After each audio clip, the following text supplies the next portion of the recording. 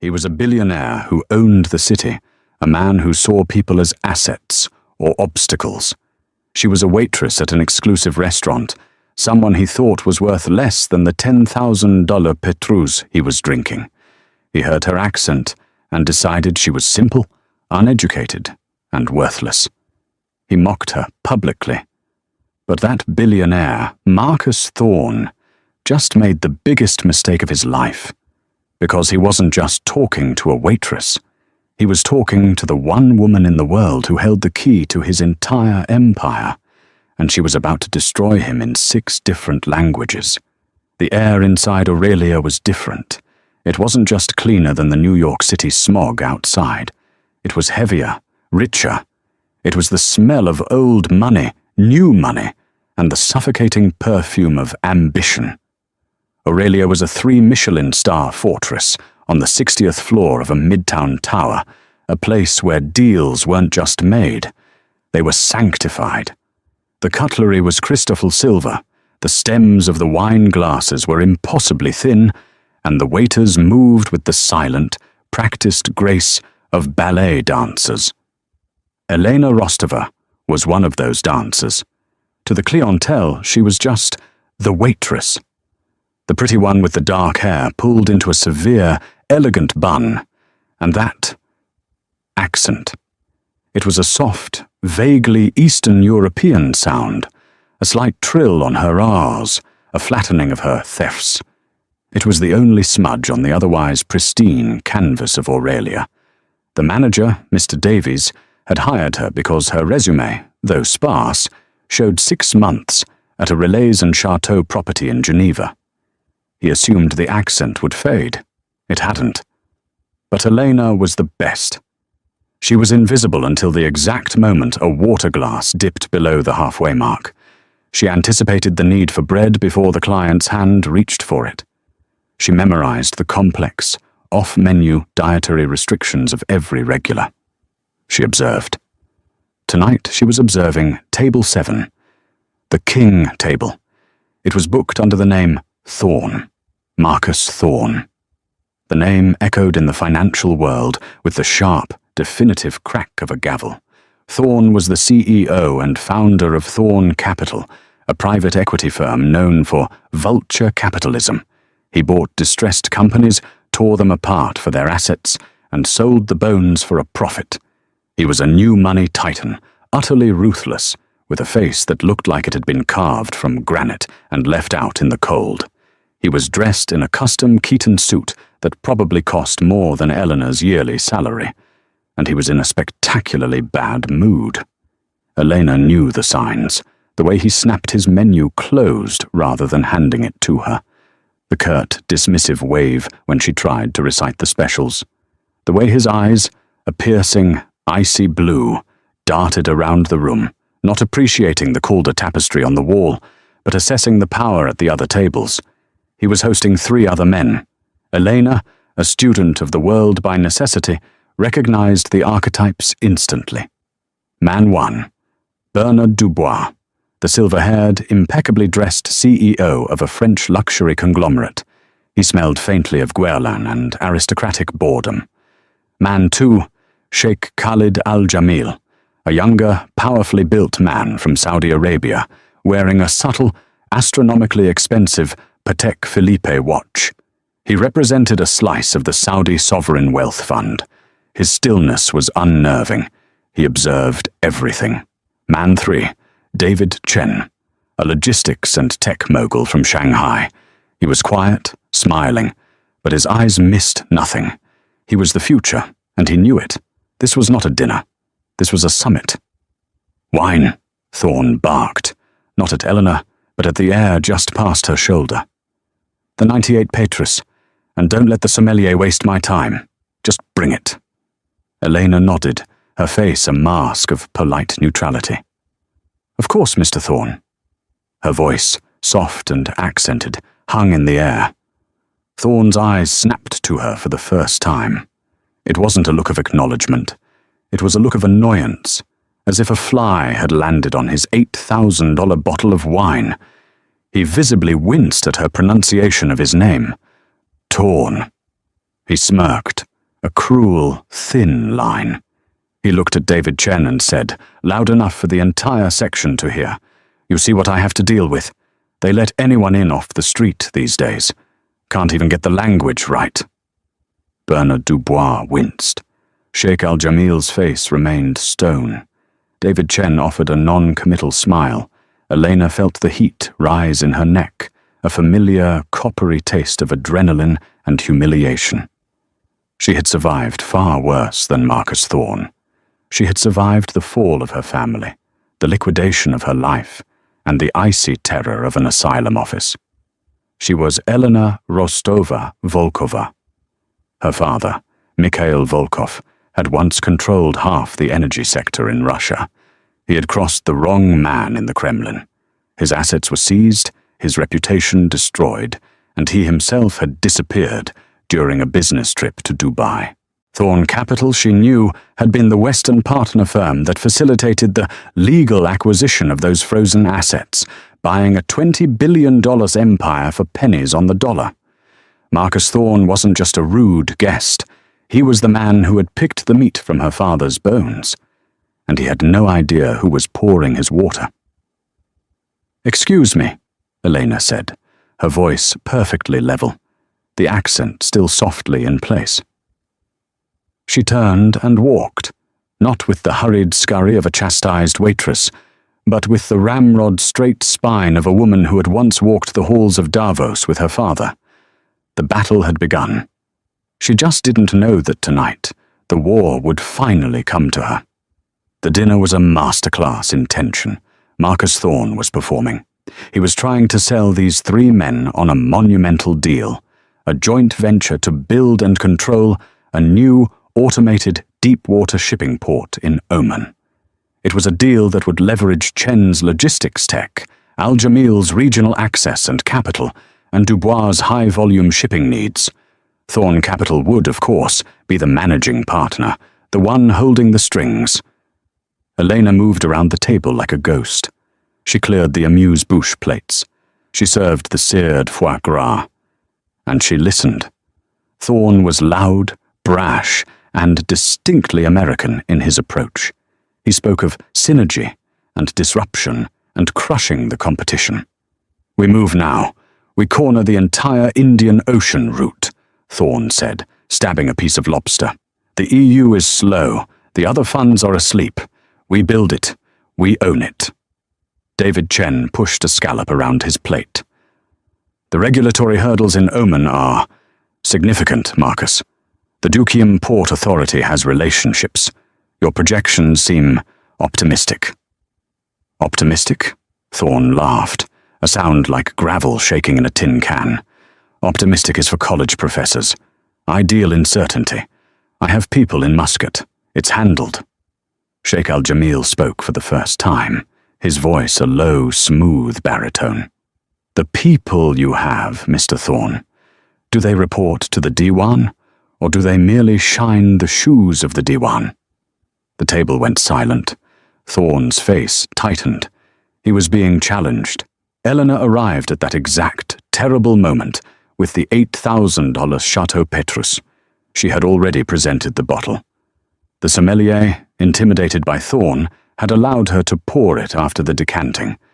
She moved to Thorne's right, angling the bottle perfectly, the dark red wine flowing into the Zolto glass without a sound. Thorne, furious at the Sheikh's question and needing to reassert his dominance, made his move. As Eleanor poured, he shifted in his chair, a sudden, aggressive movement, gesturing wildly as he spoke. "My contacts," he snarled, "are at the highest level." His elbow connected with Eleanor's wrist. It wasn't a gentle bump. It was a hard, intentional shove, a physical manifestation of his rage, redirected at the nearest, softest target. Eleanor's hand, trained for precision, barely moved. But the laws of physics were immutable. A single, dark red droplet of Petrus flew from the bottle's lip, bypassed the glass, and landed starkly on the pristine white fret tablecloth. A tiny, perfect $50 a stain. The silence that followed was absolute. It was louder than a scream. Mr. Davies, the manager, who had been watching from across the room, visibly paled. Elena froze, the bottle still in her hand. Thorne slowly turned his head. He looked at the red drop. He looked at the bottle in her hand. And then he looked at her. "You clumsy idiot," he hissed. The venom in his voice was shocking. "Do you know what this is? This is Petrus. This bottle costs more than your entire paycheck. Can you even understand me?" Elena stood perfectly still. "Mr. Thorne, my apologies. It was a mistake?" He cut her off. He leaned in, his voice dropping to a theatrical, mocking whisper that carried across the table. "I don't pay for mistakes. I pay for perfection.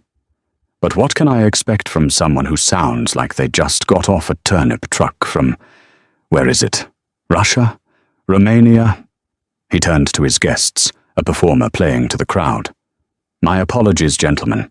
It seems we have some low-quality help tonight. Hard to find good staff." Then he looked back at Eleanor, his eyes glinting with a truly personal cruelty. He spoke slowly, as if to a child. "You are stupid." He pointed a thick finger at her.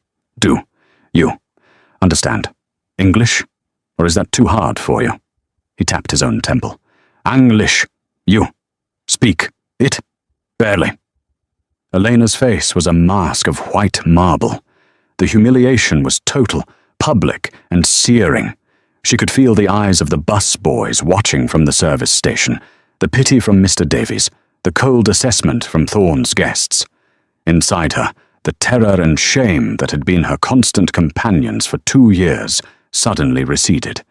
They were replaced by something cold, sharp, and brilliantly clear. It was the mind of Elena Rostova-Volkova, the Georgetown graduate, the polyglot, the survivor.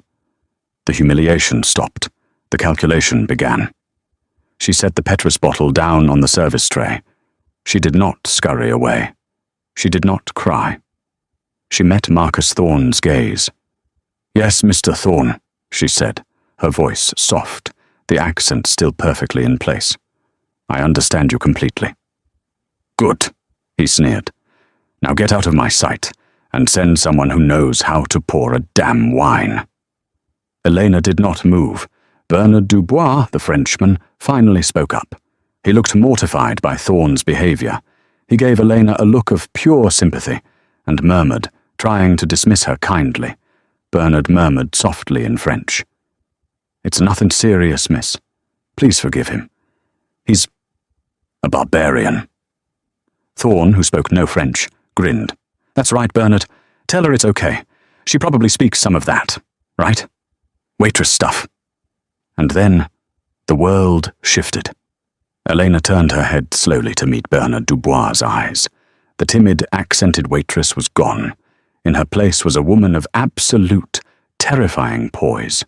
She replied in flawless, aristocratic, science's po-accented French. Elena replied in flawless, aristocratic French. "Mr. Dubois, you are too kind. It is not for you to apologize. Ignorance is often the weapon of men who have nothing else." The effect was instantaneous. Bernard Dubois' jaw literally dropped. His wine glass, halfway to his lips, froze in mid-air. He stared at Elena as if she had just sprouted wings. The purity of her accent. It wasn't just fluent, it was native. It was the French of the 16th arrondissement, of boardrooms and generational wealth. Marcus Thorne, sensing the shift but not understanding its cause, grew visibly annoyed. "What? What did she say? Bernard?" Dubois slowly lowered his glass, his eyes never leaving Eleanor. David Chen, the Shanghai mogul, leaned forward, a flicker of keen interest in his eyes. Sheikh Al-Jamil, who had been educated in Geneva, also understood. A small, almost imperceptible smile touched the corner of his mouth. He was watching a predator. Thorne suddenly realized he was in a cage with a different, much more dangerous animal. She, Dubois stammered, looking at Thorne. She said, "You are very kind." Thorne grunted. "See? Knew she'd understand. Now get out." But Eleanor didn't move. She remained at the table, her posture no longer that of a servant, but of an equal. Sheikh al-Jamil, deeply intrigued, decided to test the waters. He leaned back, steepling his fingers. He addressed Elena, his voice smooth, in high, formal Arabic. Sheikh al-Jamil asked in formal Arabic, "I don't understand. You work here, yet your French accent is that of the elite. How is that possible?" Thorne's head whipped around. "What the hell is this? Are you all ordering in different languages now? Just speak English." Elena turned her gaze to the sheikh. She inclined her head respectfully, and she answered in the same formal, classical Arabic, a language she had spent 3 years mastering at Georgetown's School of Foreign Service. Elena answered in fluent, classical Arabic. "Work doesn't define who we are, Sheikh. Work is what we do to live. Culture is who we are." She added, with a slight, knowing glint in her eye, referencing his earlier jab at Thorne. She added in the same tongue, "And some people shine the shoes of the elite, while others become them." The sheikh's mask of stillness broke. He let out a single sharp laugh of pure appreciation. He sat back, his arms crossed. "Incredible," he murmured in English to himself. David Chen, who had been watching this exchange with the intensity of a chess grandmaster, was next. He saw a puzzle, and he needed to solve it. He saw an asset. He spoke in rapid, businesslike Mandarin. David Chen asked her in quick, precise Mandarin, "Your French and Arabic are impressive. Tell me, what do you think of China's Belt and Road Initiative and these massive port projects?" It was a test, not just of language, but of intellect. Thorne was now beet red. "David, what is going on? This is a waitress. Stop talking to her." Elena looked at David Chen. The air in her lungs felt electric. This was her language, not just Mandarin, but the language of geopolitics, of macroeconomics. This was the world she was born to inhabit. She replied in perfectly tonal, precise Mandarin. Elena replied in flawless Mandarin. "Mr. Chen, the Belt and Road is more than infrastructure. It's the future of geopolitics. A port like Oman's won't depend on steel. It will depend on data. Whoever controls the clean supply chain data controls global shipping." David Chen's smile vanished, replaced by a look of profound, calculating respect. She hadn't just given a textbook answer. She had pinpointed the exact pivot point of his entire industry: clean data. It was the central thesis of the deal Thorne was trying to pitch, a nuance Thorne himself barely understood. 4 languages: French, Arabic, Mandarin, and of course, the accented English she had been speaking all night. Thorne was vibrating with rage. He was no longer in control of his own dinner. He was locked out, a monolingual brute pounding on the glass, while the real conversation happened inside. "Enough!" he roared, slamming his fist on the table. The crystal silver jumped. "This is insane! You're a circus act!"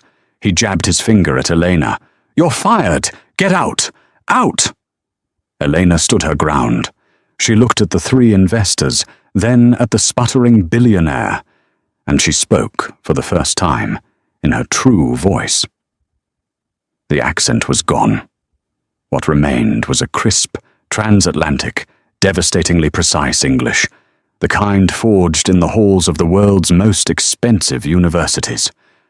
"You can't fire me, Mr. Thorne," she said, her voice cutting through his rage like a diamond, "because I don't work for you. And after this, I highly doubt they will either." She turned to Mr. Davies, who was approaching, his face ashen. She spoke to him in fluent, rapid Spanish, a language she'd learned working in the kitchens of D.C. to survive. She told the busboy in Spanish, "Miguel, call security, please. I think Mr. Thorne isn't feeling well and is about to cause a scene." The manager, whose name was actually Davies, just stared. but the busboy named Miguel, standing by the service station, nodded and reached for his radio. Finally, Elena looked back at Marcus Thorne, the man who had laughed at her accent, the man who had helped ruin her family. She leaned in, and under her breath, so only he could hear, she whispered in her sixth language, her native, perfect, ice-cold Russian. She whispered in Russian, "You're an empty man, Marcus. Dust, and you're about to be blown away." Thorne, who had business dealings in Russia, didn't need a translator for the tone. He recognized the sound of pure, unadulterated contempt. He stared at her, his face a mask of confusion and fury. Who are you?" Eleanor just smiled, a small, terrible smile. "I'm the waitress, Mr. Thorne, the one who's hard to find." The word chaos did not exist in Aurelia's vocabulary, but this was the closest it had ever come. Marcus Thorne was on his feet, his $5,000 suit jacket bunched in his fists. You bitch! You set me up! This was a set-up!" Mr. Davies had finally rushed over. "Mr. Thorne, please, sir. Let's lower our voices." "Lower my voice?" Thorne laughed, a wild, unhinged sound. "I'll buy this restaurant, Davies. I'll buy this building and turn it into a parking garage. You are finished! And you," he jabbed his finger again at Eleanor, "you are deported. I don't know what game you're playing, but it's over." Eleanor simply stood, her hands clasped behind her back. She was an island of absolute calm in the storm of his making. It was David Chen who diffused the situation. "Marcus," Chen said, his voice quiet but laced with steel. He hadn't stood. He didn't need to. "Sit down. You are embarrassing yourself." Thorne froze. Of the three men at the table, Chen was the one he couldn't bully. Chen's logistics empire was the linchpin of the entire deal. "She embarrassed me," Thorne protested, his voice cracking. "No," Sheikh Al-Jamil said, standing up. He carefully placed his napkin on the table. She answered, "You insulted. There is a difference." He looked at Eleanor with profound respect. "Mademoiselle, your Arabic is as clear as your French. You studied at Al-Azhar?" "Georgetown, Sheikh. School of Foreign Service," Elena replied coolly. The Sheikh nodded, impressed. The power dynamic in the room had not just shifted, it had inverted. Thorne was now the jester, the loud, clumsy outsider. Elena, in her simple black and white uniform, was the nexus of power. The three most important men in the room were focused entirely on her. "This is fascinating," Bernard Dubois said, swirling his wine. "You are, without a doubt, the most overqualified waitress in the history of New York." "Mr. Thorne," David Chen said, cutting through the chatter, "this meeting is over. The deal, as you presented it, is not appealing." "Not appealing?" Thorne choked. "David, this is a $1 trillion play. We've been working on this for 6 months." "Yes," Chen said, "and in 30 minutes, this young woman highlighted the single greatest flaw in your entire proposal." Thorne looked baffled. "What? Her? What is she talking about? Data? We have the best data." Chen looked at Elena. "Please, mademoiselle, I'm sorry. What is your name?" "Elena," she said. "Elena, you said, whoever controls the clean supply chain data controls the shipping. Explain." Thorne exploded. "You're asking her. You're asking a waitress to analyze my pitch." Elena ignored him. She looked directly at David Chen. "Mr. Thorne's proposal is based on hardware, concrete, cranes, ships. But the real value in modern logistics isn't the port, it's the information. The Omani Port Authority, as you noted, Mr. Chen, is difficult. They will demand a majority stake in the physical asset. They will nationalize it within 20 years. Thorne was white. That's a lie. "But," Elena continued, "they have no infrastructure to manage the data. The manifests, the tariffs, the customs tracking, the blockchain verification of cargo." If you build the port for them, but you own the proprietary software that runs the port, they can never get rid of you. You don't own the house, Mr. Chen. You own all the doors.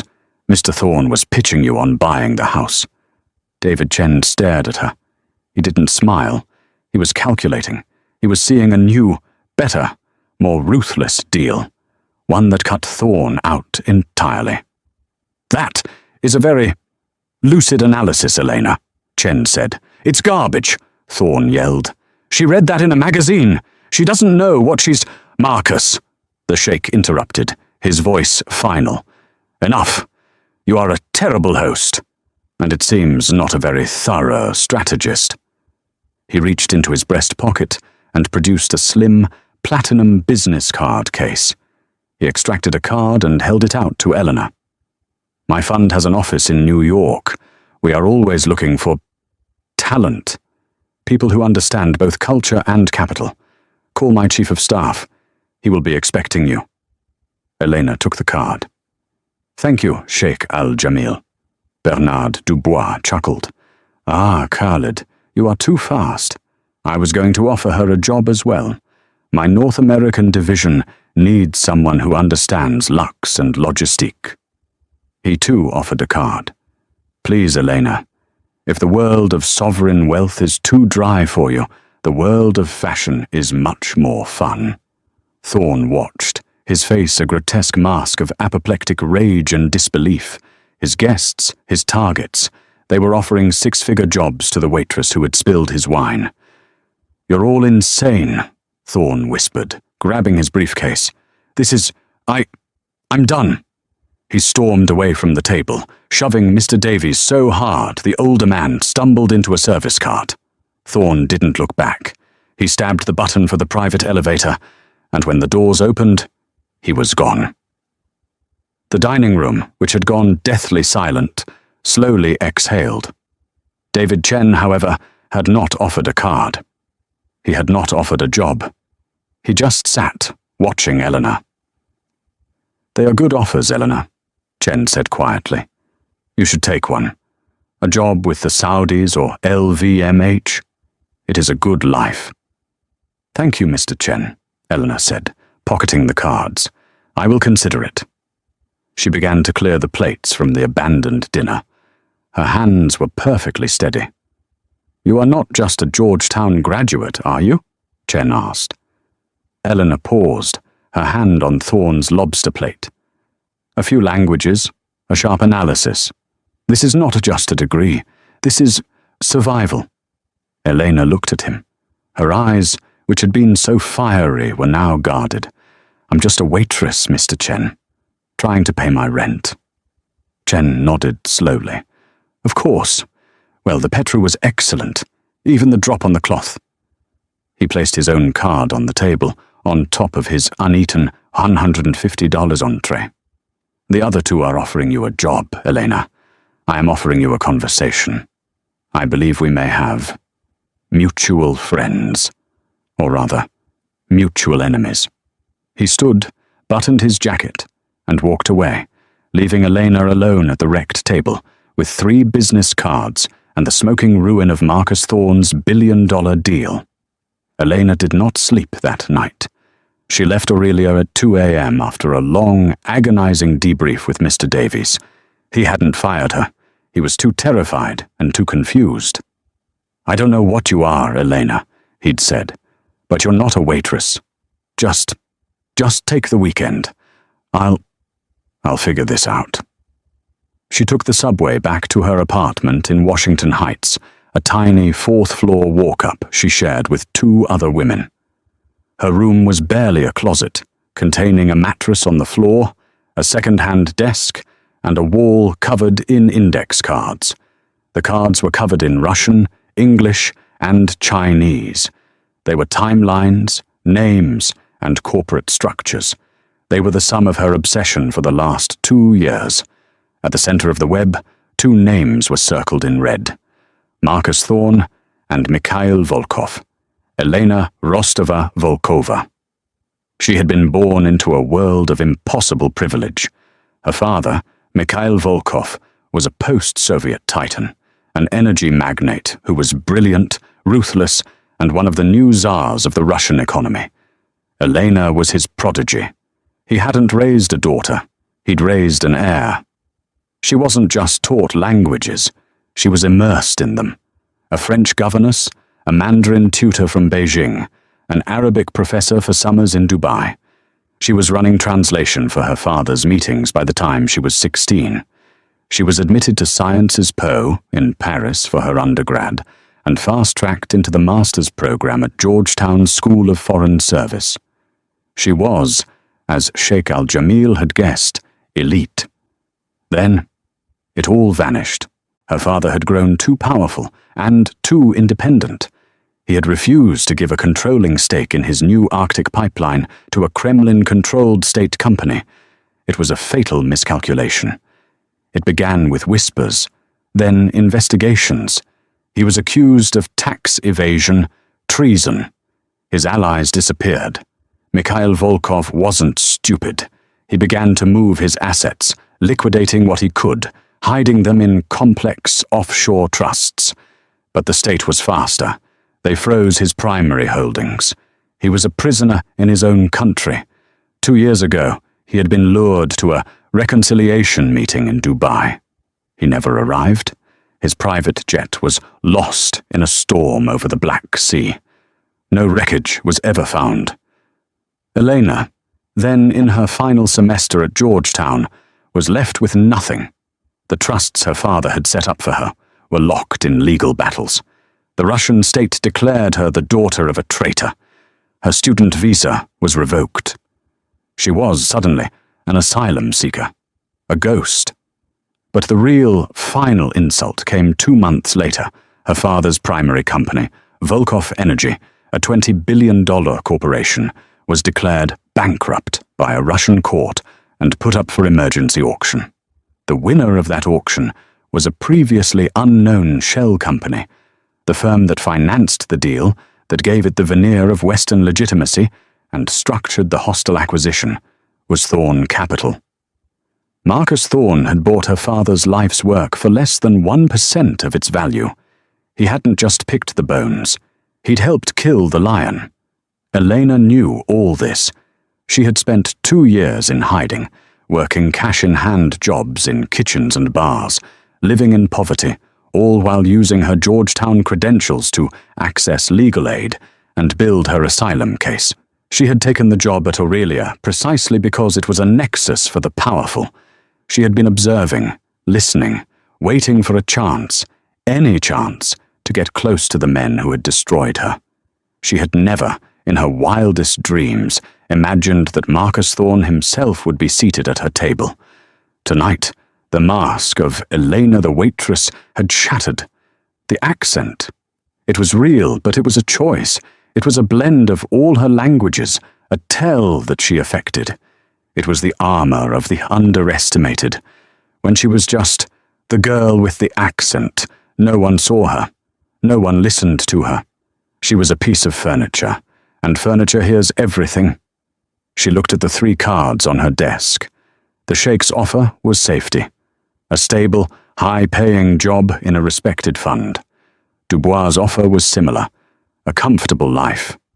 But Chen's card, it was different. I am offering you a conversation. Mutual enemies. Chen knew. He had to. The Shanghai logistics world was deeply intertwined with the Belt and Road, and that initiative was deeply intertwined with Russian energy. Chen would have certainly known of Mikhail Volkov. He wasn't offering her a job. He was offering her revenge. She picked up her cheap, prepaid burner phone. She looked at the number on David Chen's card. It wasn't an office number. It was a private mobile. She took a deep breath. The sun was starting to tint the New York sky a bruised purple. The city was waking up. And so was Elena Rostova-Volkova. She dialed the number. It rang once. Elena, David Chen's voice said. He wasn't asking. I was wondering when you would call. Can you be at the Baccarat Hotel in 1 hour? My car is already on its way to your location. Elena looked around her tiny, cramped room. How How do you know my location? A dry chuckle from the other end. The same way I know your father was Mikhail Volkov. The same way I know that Thorn Capital's acquisition of Volkov Energy was facilitated using falsified Rosneft documents. I deal in logistics, Elena. Information is my primary asset. Your car is downstairs. Please do not be late. The line clicked dead. Elena looked out her window. A black Mercedes Maybach was double parked on her street, a sight so alien in Washington Heights that her neighbors were already stopping to stare. She put on the only other outfit she owned, a simple black dress, the one she'd worn to her asylum hearings. She brushed out her hair, letting it fall past her shoulders. She walked out of her apartment, down the 4 flights of stairs, and into the waiting car. The waitress was gone. The air had returned. Marcus Thorn woke up to a ringing phone. His head felt like it was full of crushed glass. He was in his $80 million a penthouse, the sunrise streaming through the floor-to-ceiling windows, and his mouth tasted like ashes. He hadn't slept. He had spent the night drinking Macallan 72 and throwing things. A Murano glass vase was in pieces by the fireplace. His tablet was at the bottom of his private lap pool. The humiliation was a physical sickness. It wasn't just that the deal was dead. He had been undressed in front of his peers by a waitress. The phone was his private line. It rang again. He snatched it. What? Marcus, it's Julian Vance. Thorn's blood ran cold. Julian Vance was his main rival, the head of Vance Strategic, another, older money private equity firm. Julian, what do you want? Just calling to congratulate you, Marcus. Vance's voice was smooth, dripping with false sincerity. I heard about your performance at Aurelia last night. Thorn sat bolt upright. How did you hear about that? Bernard Dubois is an old friend. We had breakfast this morning. He was vivid. Said you were outclassed by the waitstaff. Something about 6 languages. He was quite taken with her. Said she eviscerated your Omani pitch. Clean data, was it? Thorn was speechless. The financial world was a small, gossipy village. The story was out. He's poisoning the well, Thorn spat. Oh, I don't think he needed to, Marcus. He's pulling LVMH's shipping consolidation from your logistics portfolio. That's... what? A $40 million a year loss for you? Ouch. He'll be back. I don't think so. He's moving it to David Chen. Apparently Chen is starting a new special projects division, focusing on, what was it? Supply chain data integrity. And guess who he's rumored to be hiring to run it? The waitress. Thorn threw the phone across the room. It shattered against a marble column. He was ruined. It wasn't just the Omani deal. It was his reputation. In his world, strength was everything. Weakness, or worse, buffoonery, was a death sentence. And he had been made to look like the biggest buffoon in New York. He buzzed his assistant. Get my legal team on the line, now. Find out the name of that waitress from Aurelia, the Eastern European one. I want her immigration status. I want her audited. I want to know if she's even legal. I am going to bury her. Do you hear me? Bury her. Meanwhile, in the 25,000 a night Harcourt suite at the Baccarat Hotel, Eleanor was finishing her tea. She was sitting opposite David Chen. The suite was quiet, filled with crystal and the scent of expensive Joe Malone candles. He will come after you, Chen said, as if reading her mind. He is a wounded animal, and wounded animals are predictable. He will try to have you deported. My asylum claim is pending, Elena said, her voice steady. It's weak, but it's valid. It will not be weak for long, Chen replied. He slid a tablet across the table. My legal team in DC has already filed a new brief on your behalf, under a new designation. Elena looked at the screen. An O1 visa? Individuals with extraordinary ability or achievement. Yes. sponsored by the Chen Logistics Global Corporation. Your new title is Director of Special Acquisitions, Eurasian Division. Your starting salary is significant, and it includes a corporate apartment. The visa will be expedited. By the time Thorne's lawyers even find your name, you will be a protected corporate asset. He won't be able to touch you. Elena stared at the screen, the labyrinth of immigration terror she had lived in for 2 years. Gone. Just like that. Why? Elena asked, looking up. Why are you doing this, Mr. Chen? This is more than a job offer. Chen leaned back. Your father, Mikhail Volkov. He and I did business once, a long time ago, at Davos. He was a hard man, but an honest one. He believed in building things. Thorne is a breaker. I do not like breakers. They make the world unstable. He tapped the tablet. And I am not a sentimental man, Elena. What you did last night, your analysis of the Omani deal, it was brilliant. You saved me 10 billion and a lot of headaches. You said, mutual enemies, Elena pressed. Yes, Thorne Capital. Chen's face hardened. The way Thorne acquired Volkov Energy, it was not clean. He used falsified state documents from Rosneft to bypass international sanctions. It was a high-risk, deeply illegal move. And he got away with it. I know, Elena said, her voice a low, cold whisper. I've been trying to prove it for 2 years. You have been looking for the proof, Chen said. I have it. He made a gesture on the tablet. A new file opened. It was a secure data transfer, encrypted.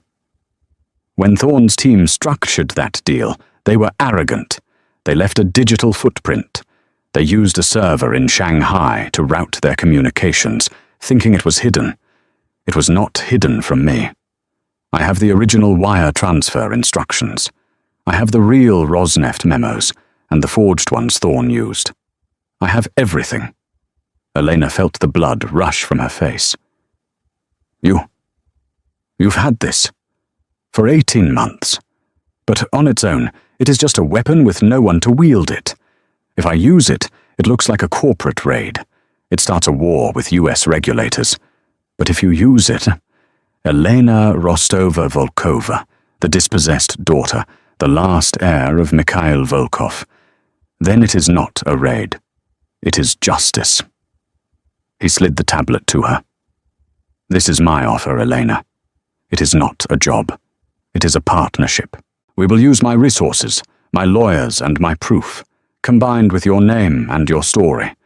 We will file a suit in the US Southern District Court and in the High Court in London. We will not just sue Marcus Thorne. We will annihilate him. We will use the RICO statutes to claim his entire portfolio as the product of criminal enterprise. We will take Volkov Energy back, and in doing so, we will take Thorne Capital apart. Elena looked at the file, then at Chen. You get Volkov Energy, she stated. I get a 40% stake, Chen corrected her. You get 60%, and you get your name back, and you get to watch Marcus Thorne's empire crumble to dust, which I suspect is what you truly want. Elena looked at the tablet. It was the key to everything, her past, her future. She looked at David Chen, a man just as ruthless as Thorne, but smarter, and with a code she understood. When do we start? Elena asked. Chen smiled. You already have. 6 months. In the life of a city like New York, it was the flicker of a firefly, a change in seasons, a new restaurant opening, another closing. In the life of Marcus Thorne, it was an eternity. It was the entire agonizing span of a descent into hell.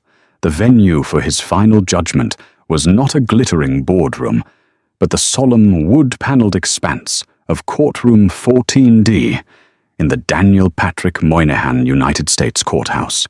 The air was heavy with the smell of old law books, floor polish, and the distinct metallic tang of palpable fear. The gallery was packed, a standing-room-only congregation of the morbidly curious.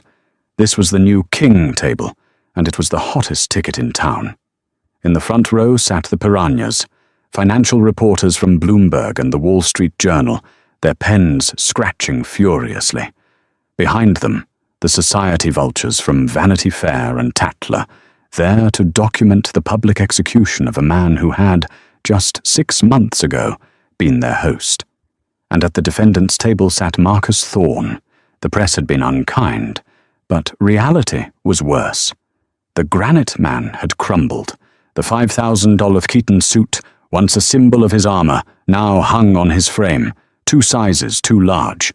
His skin, once bronzed by weekends in the Hamptons, was a sallow, papery grey. His icy blue eyes, the ones that had frozen Eleanor with their contempt, were now bloodshot and paranoid, darting from his lawyer to the judge to the imposing double doors at the back of the courtroom. His hand, resting on a carafe of water, had a fine, uncontrollable tremor.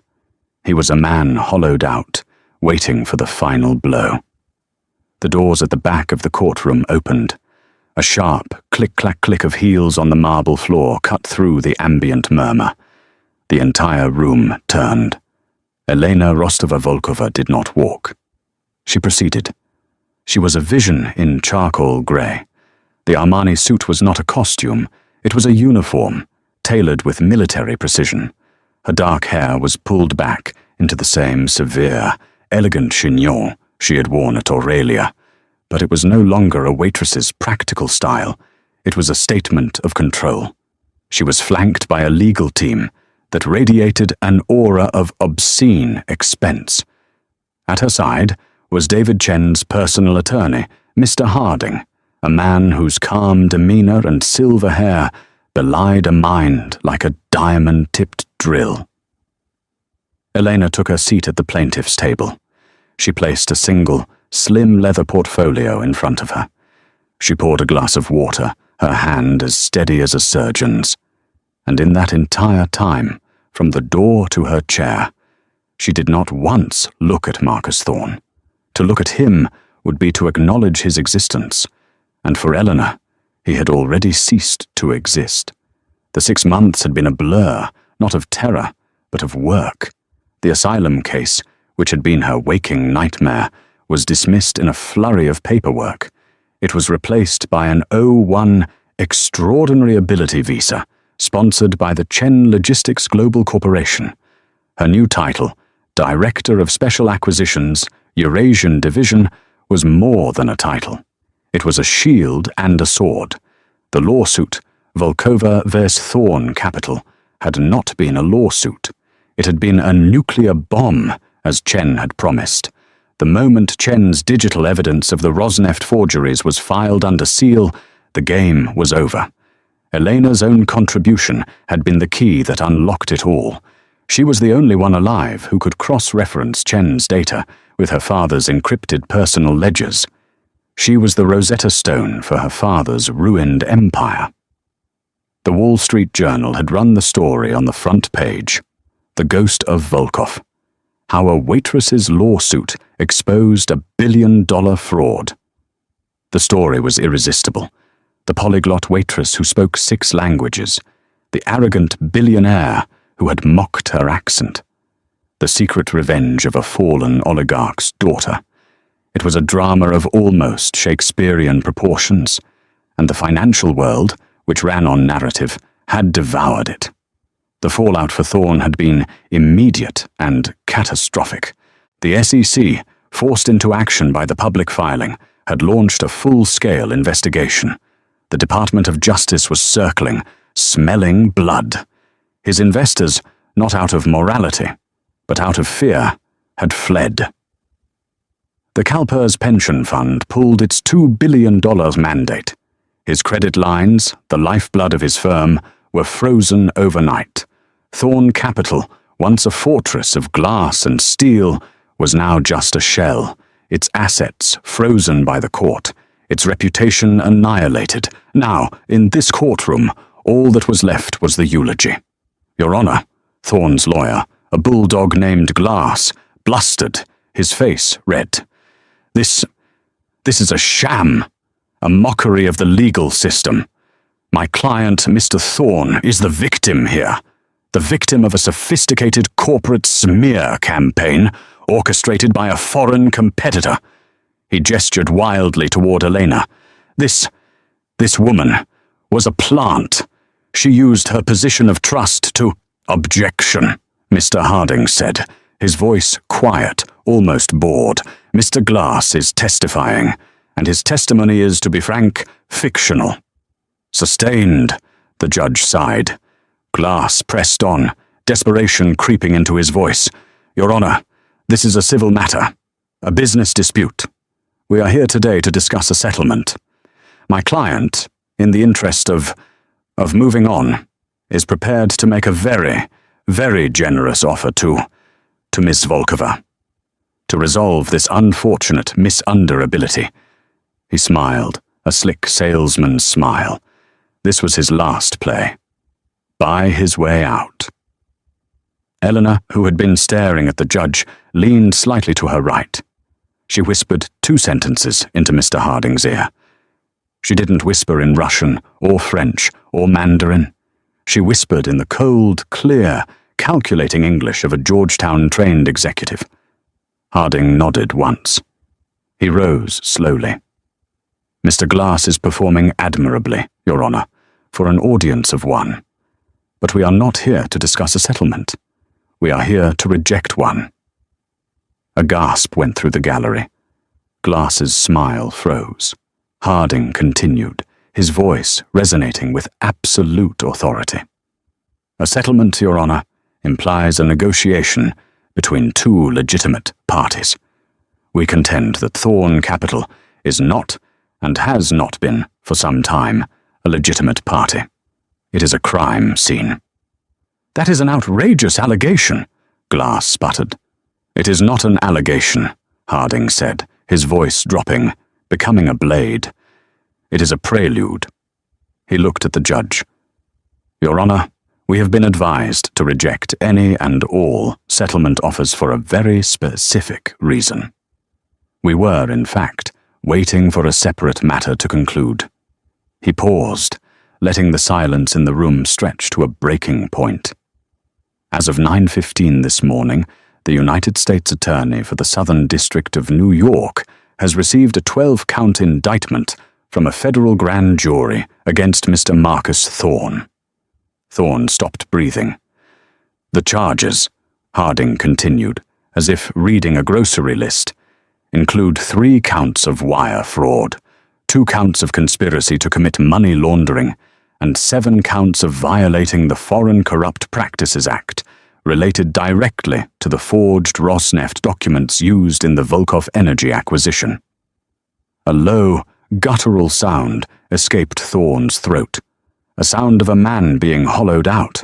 His shaking hand, the one on the carafe, knocked over his water glass. The glass didn't break, but the water spread across the polished table, a dark stain of defeat. It was a stain far larger and more permanent than the one he had mocked at Aurelia. Therefore, Harding concluded, we move that this civil proceeding be stayed, indefinitely. We are, after all, civilized. We would not want to inconvenience Mr. Thorne. He looked for the first time at Marcus Thorne, his eyes filled with a surgeon's cold pity. We believe he needs to prepare for his imminent arrest. The judge stared. The gallery erupted. The gavel cracked, a sound like a gunshot, over and over. Order! Order! It was over. Elena stood. She calmly gathered her leather portfolio. She did not rush. She buttoned the single button of her Armani jacket. She turned to leave, and, in doing so, her path took her directly past the defendant's table. For the first time in 6 months, her eyes met Marcus Thorne's. His were wide, pleading, shattered. He looked like a child about to be struck. He was looking for— what? Mercy? Recognition? Elena's gaze was flat. It was not filled with hatred or triumph or even anger. That had all burned away, leaving something as cold and clear as the Siberian tundra. Her look was one of pure, devastating finality. She held it for 1, 2, 3 seconds. Then she looked away and kept walking. He was pile, dust, and he had been blown away. She pushed through the courtroom doors into the flash storm. The hallway was a wall of light and noise, a cacophony of reporters shouting her name. "Ms. Volkova, is this justice for your father? Elena, what's next for Volkov Energy? Ms. Volkova, how does it feel?" She said nothing. Her silence was louder than Thorne's roar had ever been. She moved through the crowd, an island of calm, until she reached the street, where a black Mercedes Maybach was waiting, its door held open by David Chen. She slipped into the cool, silent cocoon of the car. The door shut, sealing out the world. "It is done," Elena said, her first words since the courthouse. Chen, sitting opposite her, permitted himself a small, satisfied smile. "No, Elena," he said, as the car pulled silently into traffic. "It is begun. Tearing Thorne down was the easy part. Rebuilding Volkov Energy, that will be much harder. You have not just made an enemy of a failed billionaire. You have reminded the Kremlin that you exist." Elena looked out the window at the city flying by. "The Kremlin made an enemy of me. I've just been busy. Now I am not." The car turned onto 59th Street. As they waited at a light, Elena's gaze fell on a familiar building. Aurelia. Through the gleaming windows, she could see the lunch service in full swing. She saw a young woman, a waitress with dark hair pulled into a tight bun, polishing Zalto wine glasses, her shoulders slumped with exhaustion. For a fleeting second, the waitress looked up, her eyes meeting Eleanor's across the street, a momentary connection between two worlds. Elena Rostova-Volkova did not smile. She simply nodded, a small, sharp acknowledgement of the ghost she had been. She had been underestimated. She had been mocked for an accent that was her armor. She had been dismissed for a job that was her camouflage. She had been insulted for a background that was, in the end, her greatest weapon. Marcus Thorne's fatal mistake, she thought, was simple. He believed he was superior because he spoke one language, the language of money, loudly. He never stopped to consider that the woman pouring his wine understood 6 languages, including the only one that truly matters: the language of power. And now, at last, she was speaking it fluently. What a story. It's a powerful reminder that the person serving your coffee, the driver of your cab, or the janitor cleaning your office might be living a life you can't even imagine. They might be a refugee, a genius, a survivor, or, in Eleanor's case, a fallen heiress just waiting for her moment. Marcus Thorne's world collapsed because he made one fatal mistake. He mistook a different accent for a different intelligence. He believed his wealth made him superior. But true power isn't about the money you have. It's about the respect you show to those you think have none. What did you think of Elena's incredible transformation? Have you ever witnessed someone get so spectacularly and satisfyingly proven wrong? Let us know your thoughts in the comments below. If you were moved by Elena's story of justice and revenge, do us a favor and hit that like button. It really helps our channel. And if you want more true life stories of drama, resilience, and incredible twists, make sure you smash that subscribe button and ring the bell so you never miss an update. Thanks for watching, and remember, be kind to everyone. You never know who you're talking to.